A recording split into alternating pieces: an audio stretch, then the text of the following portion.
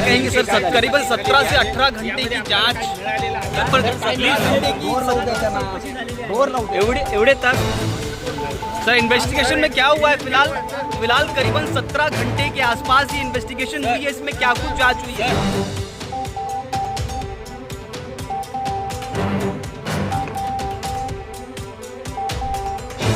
रात के करीबन 1:30 बज चुके हैं। आप देख सकते हैं अभी जो पूर्व आयुक्त हैं अनिल पवार, इनके यहाँ से अब ईडी की पूरी टीम बाहर निकल चुकी है और अपने पूरी जांच पड़ताल के बाद अब अपने गंतव्य स्थान के लिए जा रही है। आप देख सकते हैं यहाँ पर जो अधिकारी हैं वो अभी यहाँ से जा रहे हैं और कुछ अधिकारी उस गाड़ी से होकर निकले हैं। तो वहीं इसी अभी आवास से अभी करीबन रात के 1:30 बज रहे हैं और 1:30 बजे के आसपास एक प्रिंटर लेकर निकला गया और कुछ बैग, क्या दस्तावेज अंदर लिए गए। हमने जब पूछताछ करने के प्रयास किया उनकी पत्नी से, तो उन्होंने भी इस पूरी जांच पड़ताल में अपनी बात कहने से मना कर दिया। आप देख सकते हैं अभी भी वो जो पहली गाड़ी है वहां पर उस गाड़ी में अधिकारी बैठे हैं, वहीं दूसरी गाड़ी में भी अधिकारी बैठे हैं, वहीं इस तरफ आप देख सकते हैं यहाँ पर तमाम अधिकारी अभी वहां से जा रहे हैं। रात के 1:30 बजे वो कुछ भी बोलने को तैयार नहीं है। हालांकि इस जांच पड़ताल में अंदर क्या कुछ हुआ, क्या निकल कर आया, क्या कुछ उनको मिला, इस जांच पड़ताल जो 18 घंटे के करीबन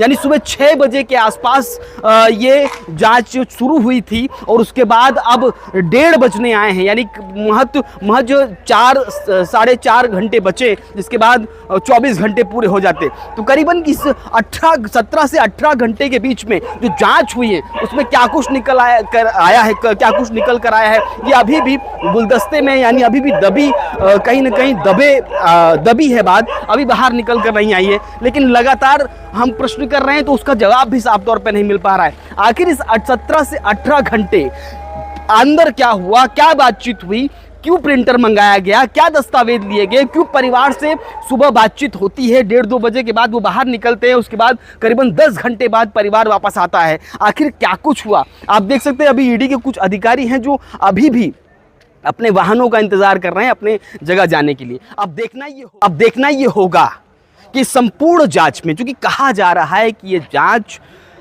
उस तरफ जा रही है जहां पर राजनीतिक पहलू भी नजर आ रहे हैं।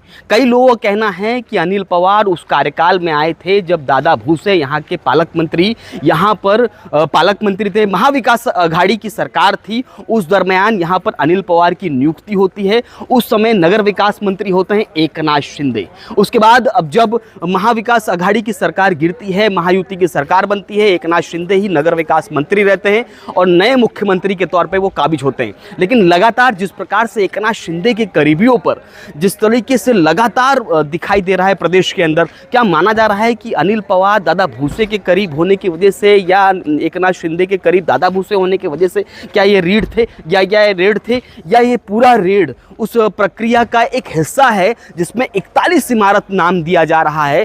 पहले जिस तरह से बिल्डर, आर्किटेक्ट और उसके बाद उस बीच में YS रेड्डी और उसके बाद तमाम अधिकारी और अब अनिल पवार, ये दोनों हिस्से अलग अलग हैं, लेकिन कहीं ना कहीं जोड़ कर देखा उसी बात पर जा रहा है कि आगामी चुनाव और वर्तमान स्थिति एकनाथ शिंदे के साथ में किए जा रहे अब तक के संपूर्ण पहलू पर एक और सवाल उठता है कि प्रशासनिक रूप से तो चूंकि महानगर पालिका में इस समय सरकार बैठी है, अनिल पवार कोई भी निर्णय लेंगे, कोई भी फाइल पास करेंगे, कोई भी भ्रष्टाचार करेंगे या भ्रष्टाचार के अलावा विकास काम करेंगे तो उसमें मुख्यतः वो ध्यान देंगे कि उनके ऊपर नगर विकास मंत्री बैठे हैं, क्योंकि नगर विकास मंत्री जो महायुति की सरकार है वही कंट्रोल करेगी आयुक्त अनिल पवार को। तो ऐसे में अनिल पवार के ऊपर कंट्रोल अगर सरकार का है, क्योंकि कोई नगर सेवक नहीं है, बहुजन विकास अघाड़ी सत्ता विहीन है, यहाँ पर कोई सत्ता में नहीं है, सिर्फ अनिल पवार है, तो सरकार आखिर अनिल पवार पर किस प्रकार से कंट्रोल कर रही थी बीते 2.5 वर्षों में और अभी जो बीते 6 महीने हो गए हैं नई सरकार बनके,